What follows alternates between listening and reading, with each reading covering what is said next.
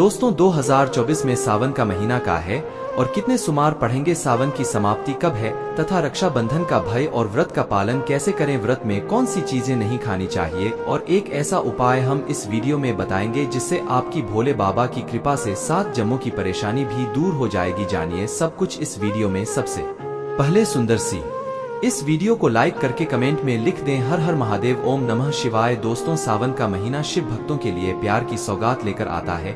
यही वह महीना है जिसे हम प्यार का महीना भी कहते हैं। पक्षियों की चहचहाहट मधुर संगीत में बदल जाती है, वर्षा ऋतु का आगमन होता है, प्रकृति जगमग हो जाती है, खूबसूरत शब्दों में आपस में बातें कर दी है।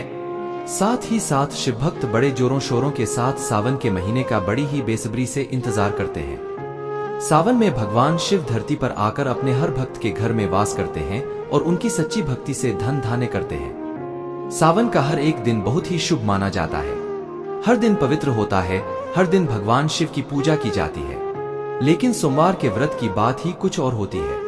पवित्र और शुभ दिन होता है सोमवार का दिन। इस दिन व्रतधारी व्रत रखकर संपूर्ण फलों की प्राप्ति करते हैं और अगले दिन सावन के पवित्र महीने में फिर से सोमवार के व्रत के आने की कामना करते हैं ताकि सावन में हम व्रत का फिर से संपूर्ण पालन और फल प्राप्त कर सकें। दोस्तों आपको बता दें इस बार सावन का महीना 2024 22 जुलाई और सोमवार के दिन पड़ेगा। सावन की समाप्ति होगी 19 अगस्त के दिन और सावन के आखिरी सोमवार के दिन ही 19 अगस्त यानी सोमवार के दिन ही रक्षाबंधन का त्योहार भी मनाया जाएगा। दोस्तों आप जानते हैं सावन के पवित्र महीने में कितने सुमार पढ़ेंगे और आपको कितने व्रत रखने हैं, आइए जानते हैं। सावन मास का पहला दिन 22 जुलाई दिन सोमवार है। पहले ही दिन सावन में सोमवार पढ़ने से 4 चांद लग गए हैं। सावन का दूसरा सोमवार व्रत 29 जुलाई दिन सोमवार है। तीसरा सोमवार व्रत 5 अगस्त, सावन का पवित्र चौथा व्रत 12 अगस्त के दिन पड़ेगा और 19 अगस्त को 5वां सोमवार है। दोस्तों ऐसे में कुल मिलाकर 5 शुमार पढ़ेंगे और अंत में 19 अगस्त यानी सोमवार के दिन सावन समाप्त हो जाएंगे। दोस्तों ऐसे में हम जानते हैं सावन के पवित्र महीने में कौन सी गलती नहीं करनी चाहिए जिससे कि शिव नाराज न हो, और सावन व्रत में यह फल तो कभी मत खाना, नहीं तो भगवान भोले बाबा आपसे क्रोधित हो सकते हैं, आपका व्रत टूट सकता है। आइए जानते हैं कुछ ऐसी सावधानियां जैसे भूल कर भी नहीं करना चाहिए। दोस्तों नंबर 1, शास्त्रों में कहा गया है कि व्रतधारी को उधार मांगकर फल आदि नहीं खाने चाहिए, इससे पाप लगता है और व्रत अधूरा रह जाता है।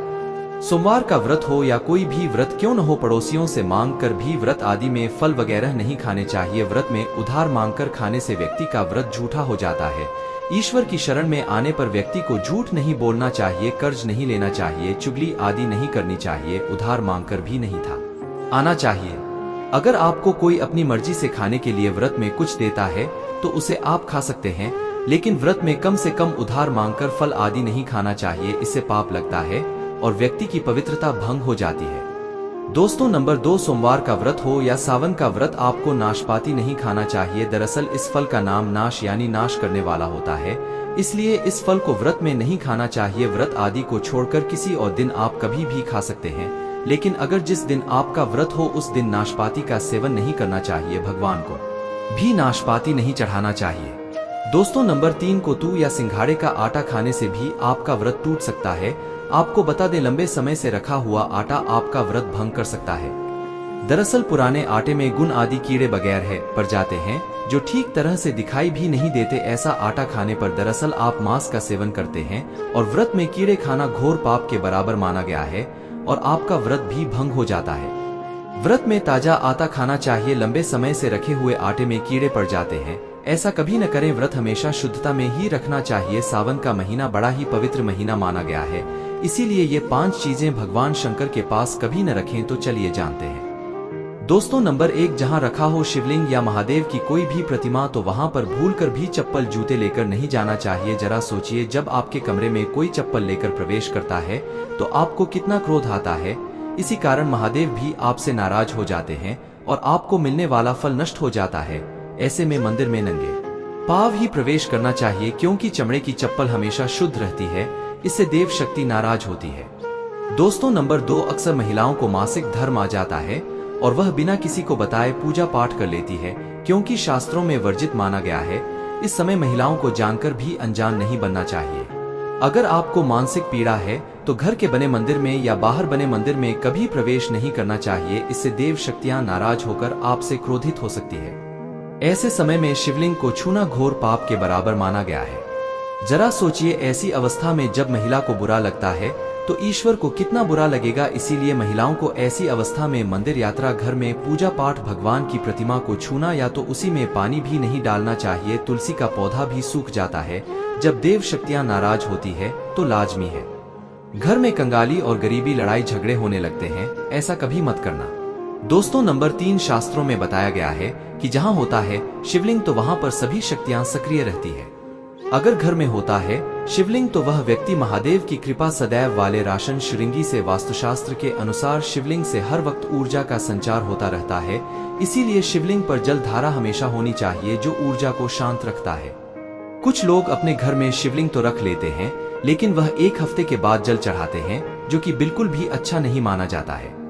अगर आप जल नहीं चढ़ा सकते तो आप अपने घर में शिवलिंग स्थापित कभी न करें, जो कि गरुड़ पुराण में बताया गया है। इससे उल्टा घर में विनाश होता है। दोस्तों, नंबर 4, शास्त्रों में बताया गया है कि तुलसी और महादेव का बैर माना गया है। इसी कारण तुलसी में शिवलिंग और गणेश की प्रतिमा को नहीं रखा जाता। कई लोग जाने अनजाने में शिवलिंग को तुलसी में रख देते हैं और घर में परेशानियां आना शुरू हो जाती है। इससे महाशक्तियां क्रोधित हो जाती है। शिवलिंग पर तुलसी भी नहीं चढ़ाना चाहिए। तुलसी में और शिवलिंग में कुछ दूरी होनी चाहिए। दोस्तों, नंबर 5, घर का मंदिर या बाहर का मंदिर, किसी भी मंदिर में ऐसे व्यक्ति को प्रवेश नहीं करना चाहिए जिसमें स्त्री प्रसंग अर्थात संभोग किया हो या उसने मांस खाया हो। अगर आप शारीरिक रूप से गंदे हैं तो मंदिर के आसपास भी नहीं जाना चाहिए। घर के बने मंदिर में कोई कपड़ा आदि डाल देना चाहिए। जरा आप ही सोचिए, क्या आप मांस खाकर या स्त्री के साथ शारीरिक संबंध बनाकर भगवान के पास जाएंगे और क्या वह आपसे प्रसन्न होंगे? बिल्कुल भी नहीं। वह आपसे क्रोधित हो सकते हैं और आपसे नाराज हो जाएंगे। शास्त्रों में इसे घोर पाप माना गया है। इससे व्यक्ति नरक में जाता है। ऐसा दुष्ट स्वभाव मनुष्य की बर्बादी का कारण माना गया है। ऐसा न करें। ईश्वर के सामने हमेशा नहा धोकर मन पवित्र लेकर ही जाना चाहिए। इससे सभी शक्तियां आपसे प्रसन्न रहती है। दोस्तों, सावन के महीने में महाद्वीप को ऐसे बेलपत्र कभी मत चलाना, बहुत ही अशुभ माना जाता है। दोस्तों, पौराणिक मान्यताओं के अनुसार बेलपत्र चढ़ाने से शिव जी का मस्तक शीतल रहता है। बेलपत्र से भगवान शिव की पूजा करने से दरिद्रता दूर होती है और व्यक्ति सौभाग्यशाली बनता है। इससे हनुमान जी भी प्रसन्न होते हैं क्योंकि वे शिव के अवतार हैं और इस बात को शायद ही कोई जानता हो। दोस्तों, पहले आप यह जानें कि बेलपत्र का उपयोग और इसके लाभ कैसे मिलते हैं। दोस्तों, नंबर 1, तीनों लोकों में जितने तीर्थ स्थल प्रसिद्ध हैं वे सभी तीर्थ स्थल बेलपत्र के मूल भाग में स्थित माने जाते हैं। इस बात को शायद ही कोई जानता हो। दोस्तों, नंबर 2, यदि बेल का वृक्ष घर के बीचों बीच या पूर्व दिशा में लगा हो तो घर में धन धान्य की कोई भी कमी नहीं रहती और परिजन खुशहाल रहते हैं। दोस्तों, नंबर 3, जो व्यक्ति बेल के वृक्ष के मूल भाग की गंध पुष्प आदि से पूजा अर्चना करता है उसे मृत्यु के पश्चात शिवलोक की प्राप्ति होती है। दोस्तों, आप जानते हैं बेलपत्र से जुड़ी कुछ खास बातें। चतुर्थी, अष्टमी, नवमी, चतुर्दशी और अमावस्या तिथि को संक्रांति के समय और सोमवार को बेलपत्र नहीं तोड़ना चाहिए। पूजा से 1 दिन पूर्व ही बेलपत्र तोड़कर रख लें। दोस्तों, आपको बता दें बेलपत्र कभी अशुद्ध नहीं होते। यदि आपको पूजा के लिए नया बेलपत्र नहीं मिल रहे हैं तो आप किसी दूसरे के चढ़ाए हुए बेलपत्र को स्वच्छ जल से धोकर भगवान शिव को अर्पित कर सकते हैं। दोस्तों, बेलपत्र में 3 पत्तियां होनी चाहिए। कटी फटी पत्तियों का बेलपत्र भगवान शिव को अर्पित गलती से भी मत करना। कटी फटी पत्तियों को अर्पित करने से शिव का अपमान माना जाता है और बेलपत्र का भी। इसलिए बेलपत्र की पत्तियां एकदम साफ होनी चाहिए। दोस्तों, सावन के पवित्र महीने में अगर जिस व्यक्ति को 5 संकेत मिल जाए तो इससे यह पता चलता है कि महादेव आपकी भक्ति से बहुत प्रसन्न है और आपको धनी होने से कोई भी नहीं रोक सकता। तो चलिए जानते हैं। दोस्तों, नंबर 1, बैल का दरवाजे पर आना। नंदी महाराज भगवान भोलेनाथ के वाहन है। नंदी को भगवान शिव का द्वारपाल भी कहा गया है। महाराज को बुद्धि और ज्ञान का प्रतीक माना गया है। शिव के मंदिर के बाहर हमेशा नंदी महाराज विराजित रहते हैं। लेकिन अगर सावन के पवित्र महीने में अचानक से नंदी महाराज आपके दरवाजे पर आ जाए और घर की चौखट को सी मारने लगे, तब आपको समझ लेना चाहिए कि भगवान शिव आपके घर में आने वाले हैं, जो कि यह एक उनके आने का संकेत है। भगवान शिव आपकी भक्ति से बहुत प्रसन्न है और आपके घर में खुशियां आने वाली है। आपको धनी होने से कोई नहीं रोक सकता। लेकिन याद रहे, नंदी महाराज को तिलक लगाकर मीठा भोग जरूर खिलाएं। दोस्तों नंबर 2, सावन के पवित्र महीने में अचानक से आपके सपनों में अगर शिवलिंग दिखाई दे जाए अर्थात भगवान शिव दिखाई दे जाए तो इससे आपको यह समझना चाहिए कि अब आपके जीवन से परेशानियों का अंत जल्दी हो जाएगा। भगवान शिव आपकी सच्ची आराधना भक्ति से बहुत खुश है और वो आपके घर में आने वाले हैं। ऐसे में याद रहे, शिव की भक्ति में कोई भी कमी नहीं आनी चाहिए। घर को गंदा मत रखना क्योंकि आपके घर में भगवान शिव आने वाले हैं। दोस्तों नंबर 3, शास्त्रों के अनुसार माना गया है कि नीलकंठ भगवान शिव का प्रतीक है। अगर आपके घर में सावन के महीने में नीलकंठ छत पर आकर बैठ जाए तो उसे भूलकर भी मत भगाना क्योंकि यह भगवान शिव का प्रतीक माना गया है। ऐसे में आपको खुश होना चाहिए क्योंकि भगवान शिव आपकी भक्ति से बहुत खुश है। शास्त्रों में बताया गया है कि नीलकंठ अगर मनुष्य के घर पर आकर बैठ जाए तो साक्षात घर में महाशिव के आने के संकेत माने गए हैं। अब आपके बुरे दिन जाने वाले हैं। कहते हैं श्री राम ने इस पक्षी के दर्शन करने के बाद ही रावण पर विजय प्राप्त की थी। दोस्तों नंबर 4, सावन के पवित्र महीने में अचानक से घर में काला सांप निकल आई तो बहुत ही शुभ माना गया है। इसे बिल्कुल भी हमारे यह भगवान शिव के आने का संकेत है, जिनकी भक्ति से महादेव प्रसन्न होते हैं। तब महाद्वीप किसी खास अवसर पर ही अपने दर्शन देते हैं। सावन का महीना बहुत ही पवित्र महीना माना गया है। यही वह महीना है जिसमें भगवान शिव धरती पर आते हैं और उसी घर में अपना आवास बना लेते हैं। जो सच्चा भक्त होता हूँ, सपनों में किसी मंदिर में नाग नागिन का जोड़ा देखना बहुत ही शुभ माना गया है। ये घर में शिव के आने के संकेत है। अब आपको खुश होने की जरूरत है। दोस्तों नंबर 5, सावन के शुभ अवसर पर सोमवार के दिन डमरू की आवाज, घंटियों की आवाज सुनाई दी जाए तो यह अत्यंत शुभ माना गया है। इसका अर्थ यह है कि भगवान भोलेनाथ आपसे प्रसन्न है और जल्द ही आपके घर और जीवन में प्रवेश करने वाले हैं, जिससे आपका आर्थिक संकट दूर होकर जीवन में सुख समृद्धि आने वाली है। महादेव आपसे बहुत खुश है। दोस्तों आप जानते हैं सावन के पवित्र समय में मंदिर में घंटी बजाई जाती है। घंटा क्यों बजाया जाता है? ताली बजाई जाती है। मंदिर के अंदर कारण क्या है? शंकर के मंदिर में घंटी बजाई जाती है। शंकर के मंदिर में घंटी को क्यों बजाया जाता है? ताली बजाना क्यों में करा जाता है? शिव मंदिर में किस लिए करा जाता है?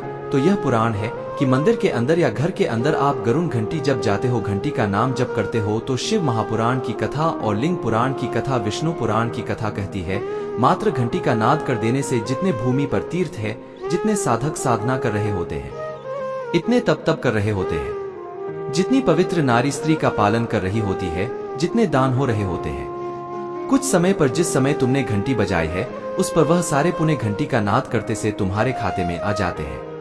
शंकर जी के मंदिर में जाकर ताली का नाद किया जाता है। ताली शिव मंदिर में क्यों बजाई जाती है? मंदिर में जितने भी बैठे होंगे, जो भजन कर रहे होंगे, जो साधना कर रहे हैं, अभिषेक कर रहा है, पूजन कर रहा है, 3 बार ताली बजाने से उनका सारा का सारा पुण्य हमारे खाते में आ जाता है, खिंचा चला आता है। हमारा भाग्य प्रबल हो जाता है, 1 सेकंड में हमारे खाते में आ जाता है और हमें लगता है हम शंकर को ले जा रहे हैं। शंकर को जाएं शेयर जरूर देते हैं। घर में गरुड़ घंटी का नाद करना दोस्तों, इसलिए बच्चों को खेलने के लिए घंटी नहीं दी जाती है। गरुड़ घंटी कोई खेलने को नहीं देता, दूसरा सामान दे देंगे पर गरुड़ घंटी नहीं देंगे। क्यों नहीं देते? क्योंकि गरुड़ घंटी का जगन्नाथ किया जाता है तो सब कपूर ने हमारे खाते में जाता है। कोई साधारण है, घंटी बजाना पूजन के समय, स्मरण के समय पर भजन आदि करना चाहिए, इसलिए घंटी भी हर कभी नहीं बजाई जाती है। और आपसे भी निवेदन है, मंदिर में भी जाओ तो घंटी का नाद करो तो बड़े प्रेम से करो, ऐसे नहीं बजाओ बजाए जाओ बजाए जाओ। कई मंदिरों में मंदिर का पट बंद हो जाता है तो भी लोग घंटी बजा देते हैं, दोष लगता है। भगवान अगर मंदिर में सो रहे हैं तो उस समय घंटी बजाना घोर पाप माना जाता है। जिस जगह पर ब्राह्मण विद्वान है, साधक है, संत है, साधु है, मंदिर अगर बंद होता है तो उसके साथ में घंटी के नीचे के भाग को रस्सी से ऊपर बंद दिया जाता है, जिससे बजे न कहते हैं। अगर भगवान अगर विश्राम कर रहे हैं, सो रहे हैं, बिंद्रा अवश्य है या पट बंद है, कुछ समय पट बंद का समय है और घंटी का अगर न हो जाए तो कहते हैं 11 ब्राह्मण के भूखे रहने का दोष लग जाता है। जीवों को मात्र घंटी बजा देने पर अगर भगवान विश्राम, भगवान बिरसा में है, पट बंद, दरवाजा बंद और लिखा हुआ है समय, मंदिर खुलने का समय 11 बजे से 3 बजे तक, मन बंद होने का समय, और तुमने यदि समय देख लिया फिर भी तुमने तो देख लिया और तुम उस समय कह रहे हो मैं दूर से आया हूँ, घंटी तो बजाऊंगा, तो ऐसा करने से कई लोगों के भूखे रहने का दोष आपको लग जाता है। घंटी बजाने का सबसे शुभ समय माना जाता है सुबह 4 बजे से लेकर सुबह 11 बजे तक अत्यंत दुर्लभ और मंगलकारी माना जाता है। इस समय घंटी बजाना और रात के समय शाम 6 बजे से लेकर रात 11 बजे से पहले तक पूजा पाठ तथा घंटी बजा लेनी चाहिए, क्योंकि 12 से पहले तथा 12 के बाद मंदिर के बंद कर दिए जाते हैं। इस समय देवी देवता विश्राम करते हैं, निद्रा में चले जाते हैं। इस समय उन्हें जगाना मतलब घोर पाप का भागीदार बनने के बराबर है। आप अपने पुण्य नष्ट कर सकते हैं। दोस्तों, चाहे कुछ भी हो जाए, सावन में घर की यह चीज किसी को मत देना, नहीं तो हो जाएगा घर कंगाल। शिव जी क्रोधित हो जाते हैं। सावन में कितना भी जरूरी क्यों ना हो जाए, कोई आपसे इन चीजों को उधार मांगे तो सावन के महीने में भूलकर भी ये 4 चीजें किसी को भी न दें, अन्यथा आपके परिवार में कंगाली देखने को मिल सकती है। महादेव आपके घर का त्याग कर सकते हैं, रुष्ट हो जाएंगे। दोस्तों, आज के समय में उधार देना या लेना हर व्यक्ति के जीवन में जरूरी हो जाता है। कोई किसी को उधार देता है तो इस बात के लिए कि उन्हें उनके जीवन में अच्छी चीजें वापस प्राप्त हो सके, तो इसकी वजह से वह उधार देते हैं। तो कुछ व्यक्ति सामाजिक सरोकार निभाने के लिए उधार देते हैं। लेकिन दोस्तों, क्या आप जानते हैं, सावन के महीने में अगर आप ऐसा करते हैं तो आपके जीवन में कंगाली विद्यमान हो जाती है। कम से कम सावन के महीने में तो ऐसा न करें। दोस्तों, बात करते हैं सबसे पहली चीज की सावन के महीने में सबसे पहली चीज तो यह है कि भोलेनाथ से जुड़ी किसी भी प्रकार की कोई चीज आप किसी भी व्यक्ति को उधार न दें। जैसे कि भोलेनाथ से जुड़ा किसी भी प्रकार का फल, भोलेनाथ से जुड़ा किसी भी प्रकार का वस्त्र और भोलेनाथ से जुड़ी पूजा की सामग्री आप भूल कर भी किसी को उधार या दान के तौर पर भी न दें, क्योंकि माना जाता है कि अगर आप इस प्रकार की सामग्री दूसरे व्यक्ति को देते हैं तो आपके घर से भोलेनाथ दूसरों के घर चले जाते हैं और आपको वह नहीं प्राप्त हो पाता जो भोलेनाथ आपके लिए करने वाले थे। तो सबसे पहले आपको इस बात का ध्यान जरूर रखना चाहिए। दोस्तों, इसी तरह सावन का महीना धन प्राप्ति का महीना भी माना जाता है। भोलेनाथ साक्षात आपके घर के अंदर आगमन करने के लिए आते हैं, तो इस बात का आपको ध्यान जरूर रखना चाहिए कि सावन के महीने में भूलकर भी कोई व्यक्ति आपसे धन उधार मांगने के लिए आता है तो आपको उसे उधार पैसा नहीं देना चाहिए और सावन में आपको किसी अन्य व्यक्ति से उधार भी नहीं लेना चाहिए। ऐसी मान्यता है कि सावन के महीने में आप उधार देते हैं या लेते हैं तो वह धन कभी भी लौटकर नहीं आता, बल्कि इस समय धन देने वाला और लेने वाला दोनों कर्ज में डूब जाते हैं। दोस्तों, सावन का महीना भगवान भोलेनाथ को दूध अभिषेक करने का, भगवान भोलेनाथ को दही अभिषेक करने का महीना माना जाता है और भगवान को सफेद चीजें चढ़ाई जाती है। दोस्तों, इस बात का ध्यान रखें, सावन के महीने में अगर भोलेनाथ को चढ़ाने के अलावा कोई व्यक्ति सुबह सुबह के समय आपसे दूध दही छाछ या फिर संध्या काल के समय में उधार मांगने के लिए या ऐसे ही मांगने के लिए आ जाता है तो आपको भूलकर भी किसी अन्य व्यक्ति को नहीं देना चाहिए अगर आप भोलेनाथ को चढ़ाएं। मैं के अलावा ऐसा कार्य करते हैं तो मान लीजिए आपके घर की लक्ष्मी दूसरों के घर चली जाती है और साक्षात भोलेनाथ के क्रोध का भी आपको सामना करना पड़ेगा।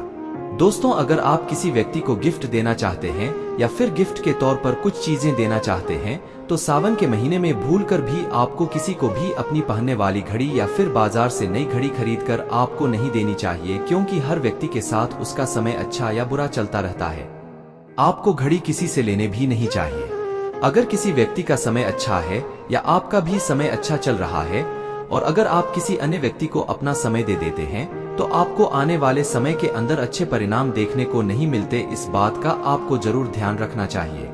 दोस्तों, सावन के पवित्र महीने में कुछ चीजें ऐसी होती हैं जो आपके घर की सुख समृद्धि से जुड़ी होती है, तो ऐसे में वो चीजें किसी भी व्यक्ति को उधार नहीं देनी चाहिए, वह भी संध्याकाल होने के बाद। जैसे कि कोई आपसे लहसुन प्याज दूध दही तथा उधार पैसे भी मांगने के लिए आता है तो जब सूर्य उदय होता है सावन के समय सुबह सुबह या फिर सूर्यास्त हो जाता है, तब ऐसे में इन दोनों समय में आपको घर की समृद्धि दूसरों को भूलकर भी नहीं देनी चाहिए। माना जाता है कि अगर आप ऐसा करते हैं तो आपके घर की सुख समृद्धि तथा माता लक्ष्मी दूसरों के घर चली जाती है और आपको उसका अच्छा परिणाम देखने को नहीं मिलता। दोस्तों, सावन के पवित्र महीने में आपको उन बातों का ध्यान जरूर रखना चाहिए जो दान पुण्य से जुड़ी होती है। दान पुण्य करना हिंदुस्तान की परंपरा रही है। हर व्यक्ति दान पुण्य करके सावन के पवित्र महीने का लाभ उठाता है, लेकिन सावन में आपको 2 प्रकार के वस्त्र न तो खरीद कर लाने चाहिए और न ही किसी व्यक्ति से लेना ये और नहीं किसी व्यक्ति को देनी चाहिए। इसके अंदर पहली चीज होती है काले और सफेद कपड़े। आप विशेष रूप से ध्यान रखें, भूलकर भी किसी भी सुहागिन महिला को सफेद कपड़े उधार या फिर दान दक्षिणा के तौर पर नहीं देने चाहिए। माना जाता है कि अगर आप ऐसा करते हैं तो उसके वैवाहिक जीवन को प्रभावित करता है और उसके वैवाहिक जीवन में दो खा जाते हैं, तो इसी वजह से इसका ध्यान रखना चाहिए। दोस्तों, विशेष तौर पर काले कपड़े आप किसी को भी दान के तौर पर या उधार के तौर पर सावन के महीने में नहीं देनी चाहिए। ऐसी मान्यता है कि अगर आप ऐसा करते हैं तो सामने वाले व्यक्ति के जीवन में कंगाली आ जाती है और देने वाले व्यक्ति के जीवन में राहु दोष लग जाता है और साक्षात भोलेनाथ उस व्यक्ति से क्रोधित होने लगते हैं। तो इस बात का आपको जरूर ध्यान रखना चाहिए। दोस्तों, महिलाओं की आदत होती है कि जब रसोई के अंदर किसी प्रकार का सामान कम या ज्यादा होता है तो अपने आस पड़ोस में मांगने के लिए आ जाती है। तेल, घी या फिर अपने घर की हल्दी, ये तीनों चीजें सौभाग्य का प्रतीक मानी जाती है। जिस घर में ये चीजें होती है, माना जाता है कि सावन के महीने के बाद उसके घर में सुख समृद्धि बनी रहती है। तो सावन के महीने में अपने घर से किसी को भी भूलकर भी इस प्रकार की चीजें आपको उधार न तो देनी चाहिए और नहीं लेनी चाहिए। अगर आप यह गलती करते हैं तो देखते ही देखते आपके परिवार पर दुखद परिणाम देखने को मिल सकते हैं और आपके घर की सुख समृद्धि दूसरों के घर चली जाती है। दोस्तों, सावन के महीने में बासी रोटी दाल नहीं करनी चाहिए, नहीं किसी जानवर को खिलानी चाहिए। बासी रोटी हमेशा बासी ही कहलाती है। इसीलिए अगर आप भोले बाबा की कृपा पाना चाहते हैं तो ऐसे में ताजी रोटी तथा ताजे बने चावल ही खिलाने चाहिए। इससे भगवान भोलेनाथ बहुत खुश होते हैं। दोस्तों, सावन के महीने में अगर आप किसी व्यक्ति को दान देने की सोच रहे हैं तो आप नए कपड़े दे सकते हैं, लेकिन ध्यान रखें काले और सफेद कपड़े न दें जो आपके अपने पहने हुए और अपने पुराने कपड़े भूलकर भी किसी को भी दान के तौर पर या फिर पहने हुए कपड़े किसी को भी ऐसे ही नहीं देने चाहिए। माना जाता है कि अगर आप अपने पहने हुए कपड़े किसी अन्य व्यक्ति को देते हैं तो याद रखिए आपके पहने हुए कपड़ों के साथ आपकी समृद्धि जुड़ी हुई होती है। अगर वह दूसरों के घर चली जाती है तो आपको कंगाली या फिर इस प्रकार की चीजों का सामना करना पड़ता है जो आपके परिवार के लिए अच्छी नहीं होती है। तो हमेशा इस बात का ध्यान रखें, अपने पहने हुए कपड़े कभी किसी को न दें। आप चाहे तो सावन में बाजार से नए कपड़े खरीद कर दान दे सकते हैं। दोस्तों, सावन का महीना सुहाग के लिए विशेष माना जाता है, तो किसी भी सुहागिन महिला की माता लक्ष्मी से जुड़ी चीजें आती है जो सुख समृद्धि को बढ़ाती है और यही चीजें मां लक्ष्मी को आमंत्रित करने का कार्य करती है। तो ऐसी चीजों से जुड़ी हुई कोई भी वस्तु आपको किसी भी महिला को नहीं देनी चाहिए। सुहागिन महिलाएं विशेष तौर से ध्यान रखें कि अपने माथे पर लगाने वाला सिंदूर तथा गले में धारण करने वाला मंगलसूत्र और तीसरी चीज अपने पैरों में पहनने वाली पायल और चौथी चीज पैरों का बिछुआ और चूड़ियां सुहाग का प्रतीक मानी जाती है। दोस्तों, ये 5 चीजें किसी भी सुहागिन महिलाओं को भूलकर भी ऐसे ही चाहे आपकी बहन ही क्यों न हो पहनने के लिए नहीं देनी चाहिए और न ही किसी अन्य महिला की पहनने के लिए आपको लेनी चाहिए। इस बात का ध्यान रखें तो निश्चित तौर पर आपको इसका प्रभाव देखने को मिल जाएगा और देखते ही देखते भोलेनाथ की विशेष कृपा भी आपको देखने को मिल जाएगी। दोस्तों, जो व्यक्ति सावन के महीने में डेली वाले नमक को दान करता है तो उसके बारे न्यारे हो जाते हैं। भगवान भोलेनाथ की कृपा उसके ऊपर सदा बरसती है। सावन में नमक का दान हर हाल में आपको करना चाहिए। अगर आपको सुख समृद्धि की इच्छा है, भगवान भोलेनाथ की असीम कृपा पाना है तो सावन में नमक का दान करना ना भूलें। नमक का दान करने से पहले उसमें दक्षिणा अवश्य डालें तथा थोड़े चावल भी दान करें। नमक का दान सर्वश्रेष्ठ माना जाता है। आप रातों रात अपना भाग्य बदल सकते हैं। दोस्तों, अगर आप वाकई में भगवान शिव से प्यार करते हैं तो कमेंट बॉक्स में हर हर महादेव अवश्य लिखकर जाए। भोले बाबा आपकी सभी मनोकामना अवश्य पूर्ण करेंगे। महादेव के लिए एक लायक तो बनता है।